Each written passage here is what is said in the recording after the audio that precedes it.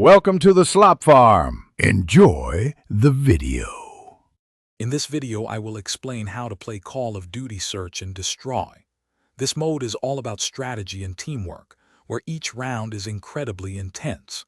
Your main goal is to either plant and detonate a bomb at one of two sites, or prevent the enemy from doing so. Alternatively, eliminating all enemy players also wins the round.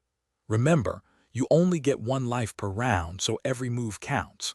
The first team to win 6 rounds takes the match. As an attacker, your primary goal is to plant the bomb at one of the 2 designated sites. Teamwork is crucial here. Decide together which site to push. Consider using tactical equipment like smoke grenades to obscure enemy vision, making your plant safer. Designate one player to plant the device, while the rest of the team provides cover and watches for enemy rotations.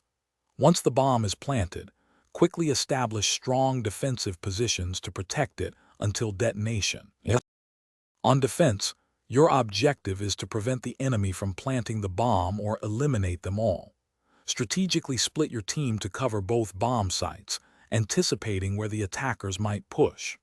Pay close attention to audio cues like enemy footsteps or weapon fire to gain an early advantage. Use your tactical equipment, such as stun or flash grenades, to disorient and push back advancing enemies.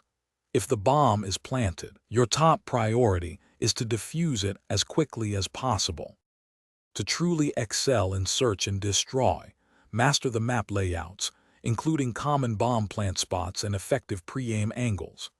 Practice silent planting, a technique where you plant the bomb without making audible noise to surprise unsuspecting enemies.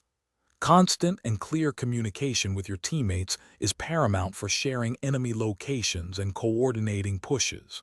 Finally, always adapt your strategy, observe enemy patterns, and adjust your approach based on how previous rounds unfolded.